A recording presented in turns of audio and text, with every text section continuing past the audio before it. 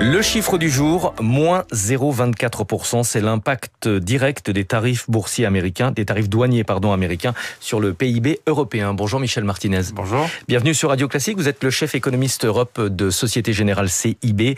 0,24%, rien à voir avec les crises que l'Europe a pu connaître par le passé, je pense notamment à la Covid ou encore à la crise énergétique. Oui, l'Europe subit des tarifs à 10% sur ses exportations vers les États-Unis, 25% sur l'automobile, l'aluminium et l'acier. Il y a quelques exceptions, dont les produits pharmaceutiques qui sont exemptés pour l'instant. L'Europe a exporté un peu plus de 3% du PIB vers les États-Unis l'an dernier. Donc, si on fait le calcul, le coût direct, c'est 0,24% du PIB. Pour la France, c'est un peu plus faible, 0,16% du PIB. Donc, ça donne un ordre de grandeur du choc que nous allons subir. Il est faible en comparaison du Covid, quand le PIB avait baissé de 5% en France, 6% en Europe. Et quant à la crise énergétique, après la guerre en Ukraine, la facture énergétique de l'Europe avait augmenté de 4 points de PIB. Donc on voit le choc est beaucoup plus petit. Alors les États-Unis et la Chine se livrent à une guerre commerciale de grande ampleur. Cela devrait quand même avoir un impact sur l'économie. Oui, alors la vraie bataille commerciale, c'est celle entre les deux superpuissances États-Unis-Chine. On estime que ces tarifs à plus de 100% du PIB vont avoir un impact de l'ordre de 2 points de PIB pour la Chine, probablement plus de 1 point de PIB pour les États-Unis. Pas de quoi mettre en récession ces deux économies, mais c'est un choc majeur pour elles. Donc les exportations de l'Europe vers ces deux zones vont baisser. Ça aura donc là, nous on estime que l'impact final il sera du double environ, 0,5 points de PIB cette année, peut-être un peu quelques dixièmes aussi l'an prochain. Alors il va quand même y avoir quelques amortisseurs, comme on dit, baisse de taux de la BCE, on attend encore des baisses pour les prochaines réunions, et puis bien sûr le gigantesque plan de relance qui a été annoncé en Allemagne. Oui, donc il y aura des amortisseurs.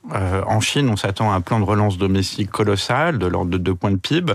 En Europe, nous voyons la Banque Centrale Européenne baisser ses taux 2 nouvelles fois, les ramenant à 1,75, peut-être 1,5%. L'Allemagne, comme vous venez de le dire, devrait annoncer dans les prochaines semaines un plan de relance immédiat à base de baisse d'impôts, qui s'additionnera à ceux annoncés en mars sur le moyen terme et qui concernent les infrastructures et les dépenses de défense, pour le moment au moins 0,5 point de PIB. D'autres pays qui ont des marges de manœuvre, comme l'Irlande et les Pays-Bas, devraient faire de même. Et puis ceux qui en ont moins, comme la France, devraient ralentir leurs efforts de durcissement budgétaire. Et enfin, il faut souligner que le secteur privé européen, ménages en particulier, bénéficie en moyenne d'une situation financière saine. Donc de quoi amortir ce choc ? Au final, comment est-ce que tout cela va se traduire en termes de perspectives de croissance ? Alors, la plupart des économistes estiment qu'au total, la croissance moyenne sur l'année 2025 pour l'Europe devrait être assez semblable à celle des 2 dernières années, environ 0,8% du PIB. C'est la prévision du FMI, c'est aussi notre prévision. C'est probablement proche du potentiel de croissance de l'Europe. Donc le marché du travail devrait pas trop se dégrader. En France, toutefois, la croissance devrait être plus faible. Le FMI voit 0,6, nous un peu moins. Et l'incertitude sur nos finances publiques pèse sur les comportements des ménages et des entreprises. On a eu la semaine dernière un chiffre rassurant sur l'impact pour les entreprises de cette guerre commerciale. On a vu que l'activité ne s'était pas effondrée. Ce sont les indices PMI qui le confirment. Oui, alors il faudra s'attendre à un profil chahuté de la croissance avec un bon début d'année et puis probablement un vrai retournement ensuite. Vous avez cité les PMI. Ce qui m'a impressionné le plus encore, ce sont les exportations de l'Europe vers les États-Unis.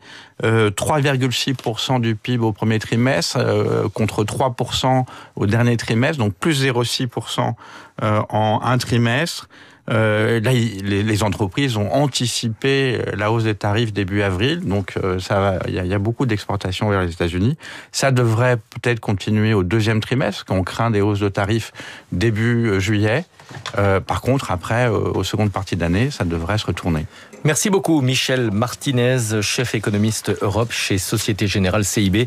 Les indices PMI, on le rappelle, ce sont des enquêtes effectuées auprès des entreprises, les directeurs d'achat des entreprises sur leurs perspectives, et les chiffres effectivement pour le mois d'avril étaient plutôt rassurants. J'ajoute la clôture de vendredi soir à la Bourse de Paris. Le CAC a terminé sur une progression de 0,45% et aux États-Unis vendredi soir également, le S&P 500 avait terminé sur une progression d'un peu plus de 0,7%. Dans un instant, la matinale de Radio Classique continue.